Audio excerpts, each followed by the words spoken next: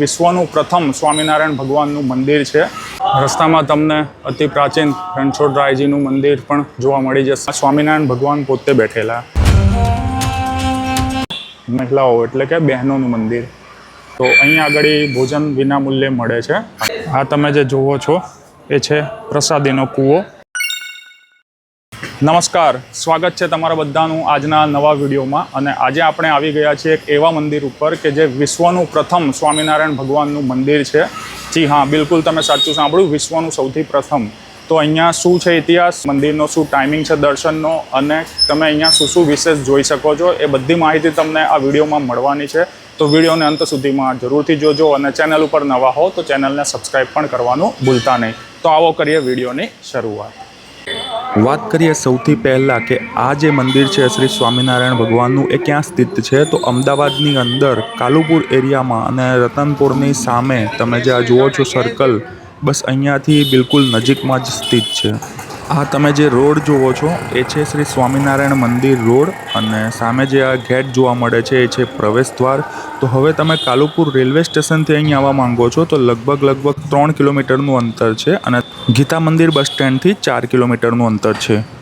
તો પ્રવેશ કર્યા પછી આ રીતનું કંઈક અહીંયા જવાનું છે। આ સામે છે પાંજરાપોળ, ઈસવીસન 1927 લખેલું છે, એટલે તમે વિચાર કરો કેટલી જૂની છે। અત્યારે વાગ્યા છે લગભગ સવારના 9, અને આસપાસનું તમે માર્કેટ જોશો તો લગભગ અમુક શોપ હજુ ખુલ્લી નથી, પણ હા, ફરસાણની શોપ અહીંયા જરૂર ખુલેલી છે, અને તમને ગરમા ગરમ નાસ્તો પણ અહીંયા મળી જશે।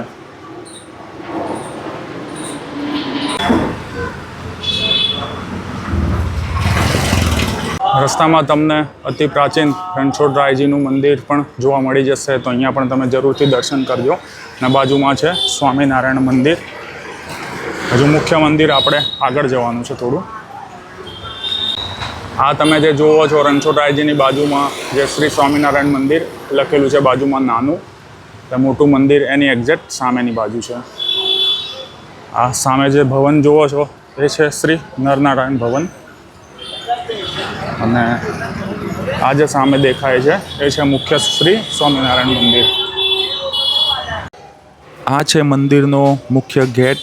તો તમે નકશીકામ અને કોતરણી કામ જોશો તો ખરેખર ખૂબ જ અદ્ભુત અને સુંદર લાગી રહ્યું છે।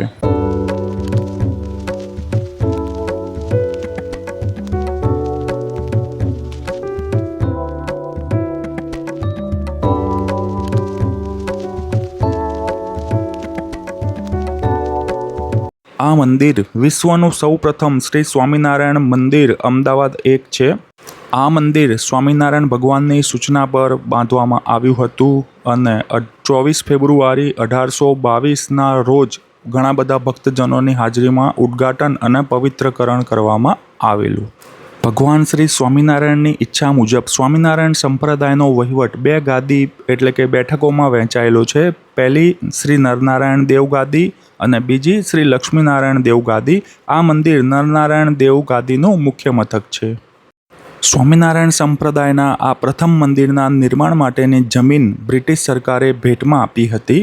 આ તીર્થસ્થળ બનાવવાનું કામ ભગવાન સ્વામિનારાયણે શ્રી આનંદાનંદ સ્વામીને વ્યક્તિગત રીતે સોંપ્યું હતું, જે શુદ્ધ બર્મા સાગમાં જટિલ કોતરણી કામ સાથે શાસ્ત્રોક્ત દ્વારા કરવામાં આવ્યું હતું।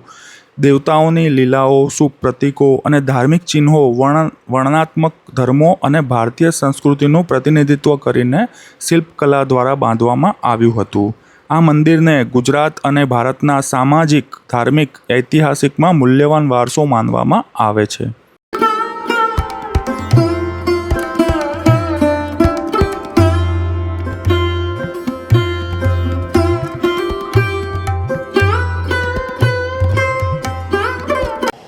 અહીંયા આગળ મંદિરનો સંપૂર્ણ મેપ દર્શાવેલો છે, અને એમાં દર્શાવેલું છે કે ક્યાં શું વસ્તુ આવેલી છે। તો અહીંયા સામે છે થાળભેટ કાર્યાલય। આ રીતનું કંઈક એનું નકશીકામ, કોતરણી કામ કરેલું છે। સામે તમે જ્યાં જુઓ છો એ છે સાહિત્ય કેન્દ્ર। હવે આપણે જઈ રહ્યા છીએ મંદિરની અંદર અને હું પણ દર્શન કરું અને તમને પણ દર્શન કરાવું. તો આ મંદિરની જે મધ્યમાં છે અહીંયા બિરાજમાન છે શ્રી નરનારાયણ દેવ, જમણી બાજુમાં શ્રી રાધાકૃષ્ણ દેવ, મધ્ય હોલની ડાબી બાજુમાં શ્રી ધર્મદેવ, શ્રી ભક્તિ માતા અને શ્રી હરિકૃષ્ણજીની છબીઓ છે. એવું કહેવાય છે કે આ છબીઓ ડુંગરપુરમાં બનાવવામાં આવી હતી અને હિંમતનગર અને ધાંગધ્રાની ખાણોમાંથી પથ્થર લાવવામાં આવ્યો હતો. આ મંદિર દેવતાઓને જે પહેરાવાતા આકર્ષક વસ્ત્રો માટે પણ જાણીતું છે. મધ્યમાં શ્રી નરનારાયણ દેવ તેમજ શ્રી રાધાકૃષ્ણજીની છબીઓ માટે દિવસમાં 7 વખત વસ્ત્રો બદલવામાં આવે છે અને ક્યારે પણ તેનું પુનરાવર્તન કરવામાં આવતું નથી.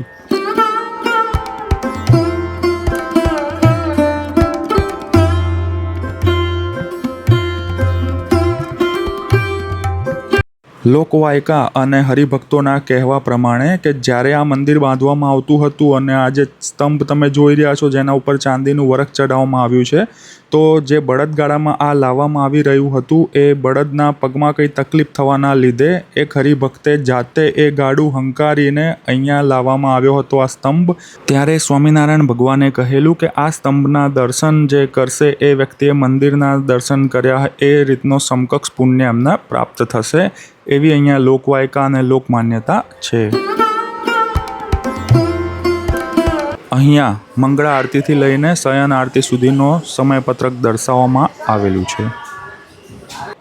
મુખ્ય મંદિરમાં દેવતાઓ ઉપરાંત ગ્રાઉન્ડ ફ્લોર પર સફેદ આરસ પહાણમાં બનાવેલ બાળ સ્વરૂપના ઘનશ્યામજી મહારાજની મૂર્તિ સ્થાપિત કરવામાં આવી છે.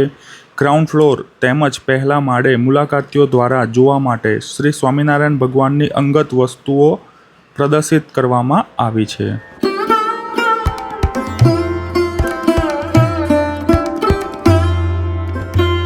અને ઉપરની સાઈડથી આસપાસનો વ્યૂ કંઈ આ રીતનો આવે છે.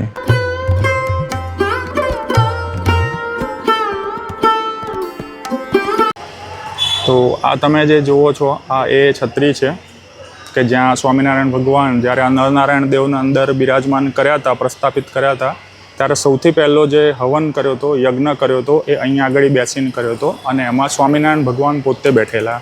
તો આ એ જ જગ્યા છે. તો આપ શ્રી દર્શન કરો.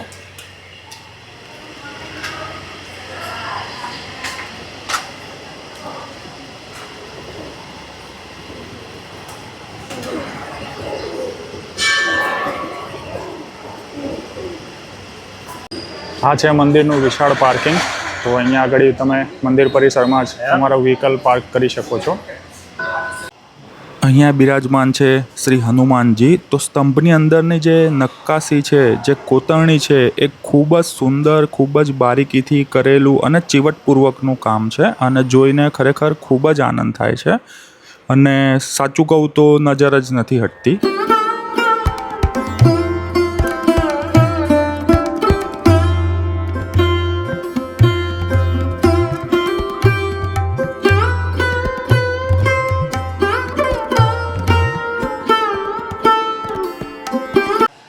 આ જે સામે તમે જુઓ છો આ નીમ વૃક્ષની નીચે જ શ્રીજી મહારાજ બિરાજતા હતા. તો દર્શન માટે હાલમાં અહીંયા મૂકવામાં આવેલું છે.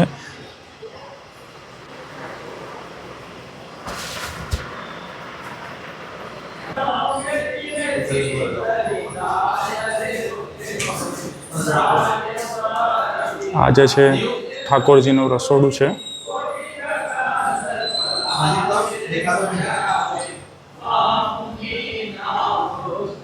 આ તમે જે જુઓ છો એ છે પ્રસાદીનો કૂવો.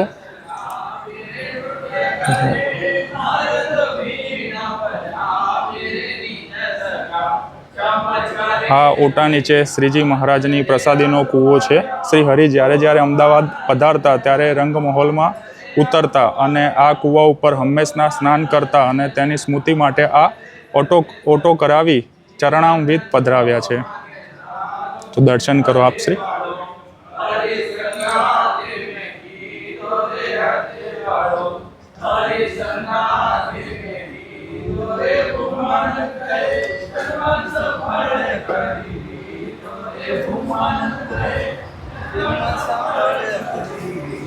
અહીંયા પીવાના પાણીની સુવિધા ઉપલબ્ધ છે.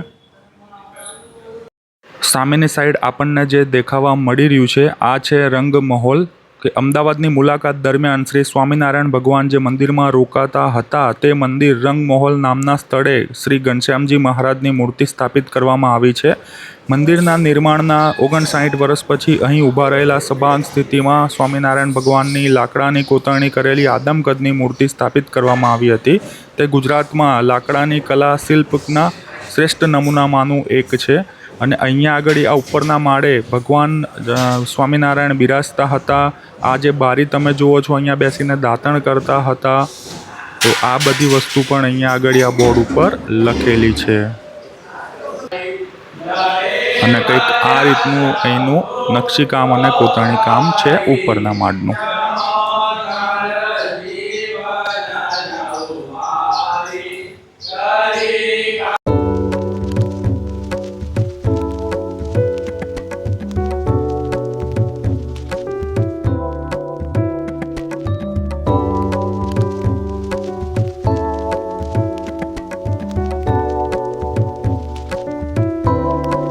જેમ કે મેં એવું સાંભળ્યું અહીંયા ઘણા ભક્તો પાસેથી કે અહીંયા જે આ રીતના જે સ્તંભ છે એની અંદર નવગ્રહો પણ બિરાજમાન છે.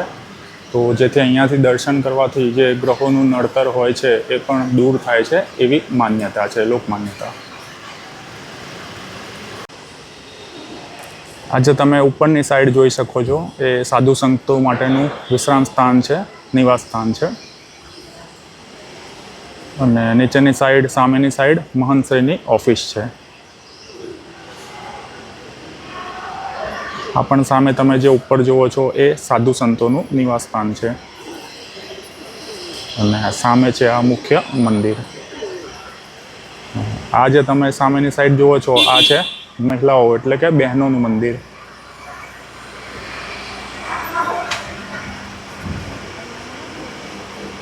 અને નકશીકામ કોતરણી કામ તમે જોઈ શકો છો, ખૂબ જ અદ્ભુત છે. સામે છે થાળભેટ કાર્યાલય અને આ બાજુમાં છે ભોજનશાળા. તો આ છે ભોજનશાળા તરફ જવાનો રસ્તો.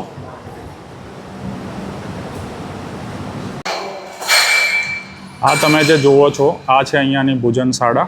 તો અહીંયા આગળ ભોજન વિના મૂલ્યે મળે છે. અને ટાઈમિંગની વાત કરીએ તો ટાઈમિંગ સવારમાં 11:30 થી 1નો છે. અને સાંજે તમે આવો છો તો 7 થી 8નો ટાઈમ છે ભોજનનો.